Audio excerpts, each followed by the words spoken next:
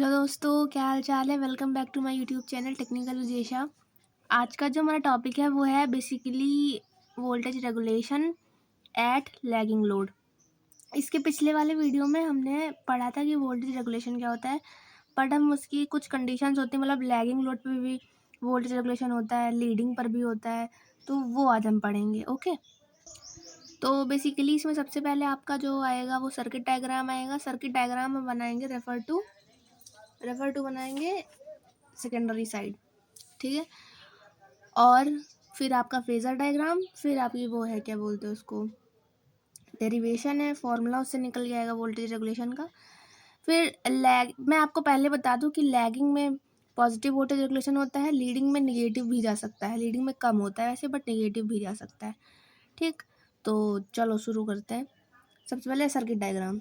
तो देखो, वैसे हम इक्विवेलेंट सर्किट डायग्राम बनाते हैं, ठीक है, तो बट आपको समझाने के लिए हम वो वाला भी बना देंगे।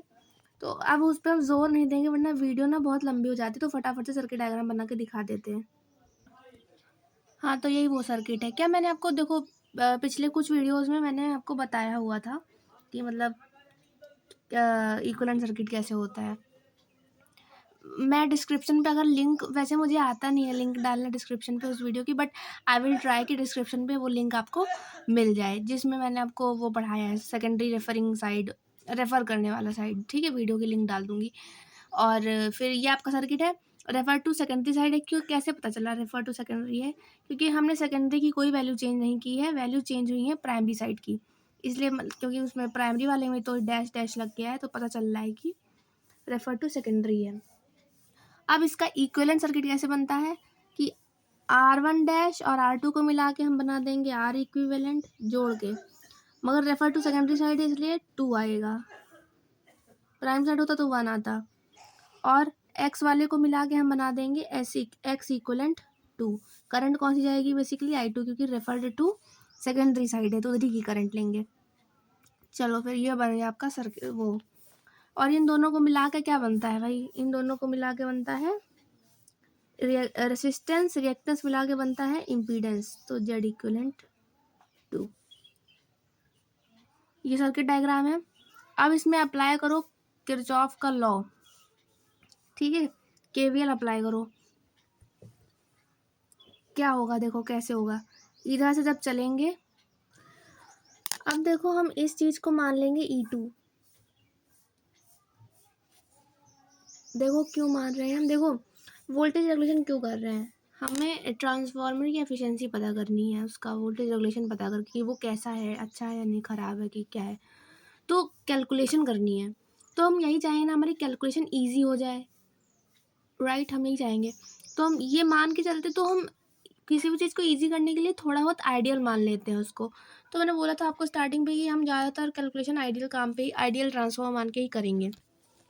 तो इसलिए V1 डैश पूरी तरह से नहीं, बट अप्रॉक्सीमेट E2 के इक्वल हो जाता है, क्योंकि हम ये मान लेते हैं लॉ जो यहाँ पे ड्रॉप्स हो रहे हैं वो इतने ज़्यादा नहीं हो रहे हैं, क्योंकि जैसे जो V1 है वो प्राइमरी का वोल्टेज है, भले वो रिफर किया गया सेकेंडरी साइड, तो प्राइमरी के वोल्टेज से ही सेकेंडरी में EMF इंड्यूस होता है। अब जैसे पाइप है आपका, मान लो कोई पाइप, उसमें आप एक साइड से पानी डाल लो, तो वो पानी मान लो V1 डैश है, दूसरी साइड से जो पानी निकल रहा है वो आपका E2 है। तो बेसिकली वो है तो वही पानी जो ना, जो हम शुरू में डाले थे। अब मान लो बीच में थोड़ा बहुत लीक हो गया, तो वो लीक मतलब वो वोल्टेज ड्रॉप यहाँ पे हो गया, वो जो लीकेज है, ठीक है। लेकिन हम फिर भी मान लेते हैं कि हाँ चलो वही पानी जो हमने ऊपर डाला, थोड़ा बहुत गया तो इससे इतना वो नहीं होगा, तो थोड़ा बहुत आइडियल कंडीशन मान लेते हैं, इसलिए V1 डैश बराबर E2। V1 डैश की वजह से सेकेंडरी वाइंडिंग में EMF इंड्यूस होता है, और सेकेंडरी वाइंडिंग का EMF हम E2 मानते हैं, तो इसलिए हम लगभग सेम मान लेते हैं। लेकिन अप्रॉक्सीमेट सेम पूरी तरह से सेम नहीं होता, एग्जैक्टली अप्रॉक्सीमेट सेम है, ठीक है, आइडियल कंडीशंस में। चलो फिर ये हो गया। अब इसमें लगाओ केवीएल, केवीएल लगाओ भाई जल्दी खटैक से। केवीएल जब लगेगा इसमें तो कैसे लगेगा, जो जिस तरह से हम लगाते हैं, हम ऐसे लगाते हैं, कैसे ऐसे ऐसे जा रहे हैं, ऐसे घूम रहे हैं। तो सबसे पहले इधर गए, यहाँ पहुँचे प्लस, तो E2 का V1 नहीं E2 लो, तो E2 प्लस में आएगा। फिर हम करंट की डायरेक्शन में जा रहे हैं, तो मतलब हम निगेटिव लेंगे, करंट की डायरेक्शन में जा रहे हैं तो निगेटिव लेंगे। तो फिर हमने लिया, पहले पढ़ा हमारा ये, तो सारे ड्रॉप लिए जाते हैं ना, तो हमने पहले ले लिया माइनस में I2 ReQ2, फिर इधर भी करंट की डायरेक्शन में ही जा रहे हैं, तो यहाँ हो जाएगा I2 x EQ2। अब चूंकि ये इमेजिनरी है तो यहाँ पे आप j लिख दो। हमेशा x वाले के साथ j आता है ना, क्योंकि इमेजिनरी होता है। ओके, ये हो गया। अब इसको क्या करो, बराबर 0। ये किरचॉफ का लॉ है, जिसने नहीं पढ़ा है पढ़ लेना, पढ़ लो, मतलब बेसिक है इलेक्ट्रिकल का। तो E2 बराबर यहाँ से क्या हो जाएगा, उधर सब ले जाओ, प्लस में चले जाएंगे जब राइट साइड ले जाओगे तो। j दिख रहा है, j I2 x EQ2, ये बन गई तुम्हारी इक्वेशन। बस अब इसी के बिहाफ पे वो बनाना है आपको, इसी के हिसाब से फेज़र। फेज़र आसान है, थोड़ा सा टाइम लगेगा, बट थोड़ा सा वो पेशेंस रख के समझना, समझ में आ जाएगा। चलो ये हो गया, ठीक है। अरे कुछ तो रह रहा है यार, अरे हाँ V2 रह गया एक्चुअली, सॉरी।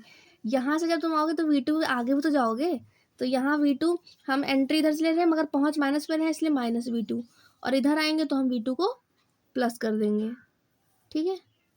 ये हो गया हमारा। ओके, अब जो फेजर डायग्राम बनाएंगे हम उसमें V2 को मानेंगे रिफरेंस। मतलब हम उसी के आगे, देखो मैंने जब फेजर डायग्राम बताया था आपको, तो ये बताया था कि रिफरेंस माना जाता है, क्योंकि अगर रिफरेंस नहीं मानोगे तो आपको पता ही कैसे चलेगा कौन आगे है कौन पीछे, ठीक है। तो उस तरह हम रिफरेंस मानते हैं, इसलिए तो हम इसमें रिफरेंस मानेंगे V2 को। तो चलो उसका फेजर डायग्राम बनाते हैं। तो ये इक्वेशन मैंने लिख ली है, यही इक्वेशन जो आई थी पीछे हमारी किरचॉफ लॉ से सर्किट में लगाने पर।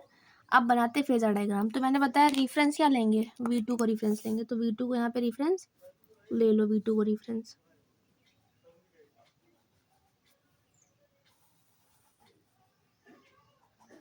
ये है V2। आपका मोटिव है कि इन तीनों का फेजर बना के आपको रिजल्टेंट E2 फाइंड करना है, इन तीनों का, ठीक है। इनको बना के फिर जो शुरू से लेके आखिरी पॉइंट तक जहाँ तक पहुंचेंगे उसको जोड़ देना, बस E2 मिल जाएगा, ठीक है। ये बन गया V2। अब आपका जो लोड है, मैंने बोला है इंडक्टिव है, देखो ये जो लोड है ये कैसा है, इंडक्टिव है। इंडक्टिव में करंट क्या करती है, पीछे चलती है, वोल्टेज से पीछे रहती है करंट। तो ये वोल्टेज है V2, तो लोड साइड की करंट भी क्या रहेगी, वो इसके पीछे रहेगी, फाई एंगल। हमारा फेजर ऐसे घूम रहा है बेसिकली, ऊपर को ऐसे एंटी क्लॉकवाइज, तो इसके पीछे हम बना देते हैं I2, ठीक। I2 बन गया, फाई टू एंगल से वो लैग कर रही है, पीछे चल रही है।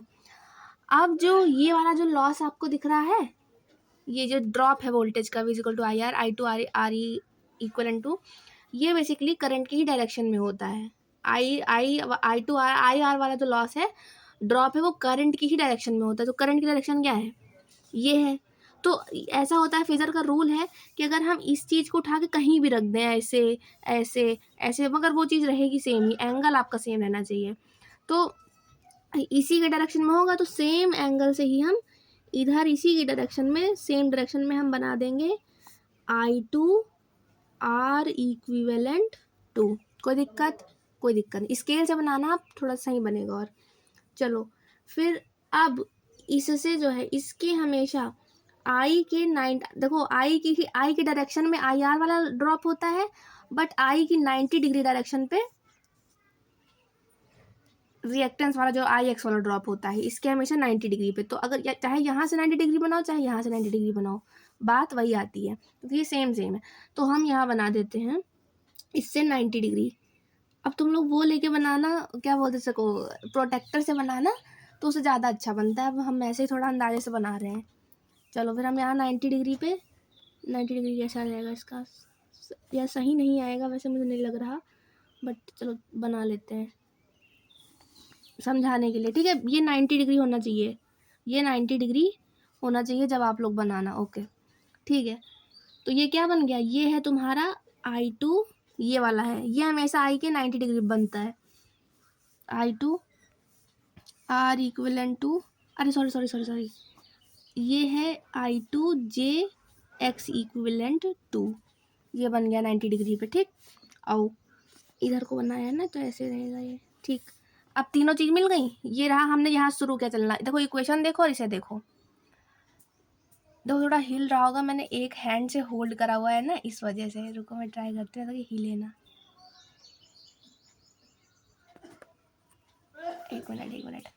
अब जरा देखो, V2 बनाया, V2 बनाया, V2 से हमने प्लस किया, आगे अब ये चले, क्योंकि करंट की डायरेक्शन में ही IR वाला ड्रॉप होता है, तो करंट की डायरेक्शन में ही ये देखो करंट की डायरेक्शन, इधर ही I वाला, ये वाला ड्रॉप, और I की 90 डिग्री पे हमारा IX वाला ड्रॉप होता है, तो I के ही 90 डिग्री पे, अरे ये मतलब बेसिकली इसी को उठा के इधर रख दिया है, तो चाहे यहाँ 90 डिग्री बना दो, चाहे यहाँ बना दो, तो यहाँ बनाना है हमें 90 डिग्री, तो ये वाला बन गया हमारा, ये वाला ड्रॉप, पहुँच गए, तीनों बन गए, यहाँ से चले हम यहाँ पहुँचे, तो यहाँ से यहाँ की जो लाइन होगी वो क्या होगी, E2, यहाँ की जो यहाँ से लेके इस पॉइंट से लेकर यहाँ तक की जो लाइन है ये है तुम्हारी E2, इन सब का जोड़ जोड़ा के आ गया, ये रिजल्टेंट हमें इसका मिल गया। इसके बीच का जो एंगल है V2 और E2 के बीच का, ये है मान लो डेल, इसको डेल बोलते हैं। अरे तुम थीटा वीटा जो मानना है, हमने डेल मान लिया है, ठीक, कंप्लीट। अब ये फेजर डायग्राम है कंप्लीट। अब डेरिवेशन करने के लिए हमने इसमें कुछ ऊपर नीचे करना पड़ेगा, तो वो हम, इसकी डेरिवेशन थोड़ी लॉन्ग है तो हम वो समझेंगे नेक्स्ट वीडियो में, वरना मेरी वीडियो बहुत ज़्यादा लंबी हो जाएगी और मेरे पास इतना डाटा नहीं होता उसको अपलोड करने के लिए। चलो फिर मिलते हैं नेक्स्ट वीडियो में, तब तक के लिए थैंक यू, बाय बाय।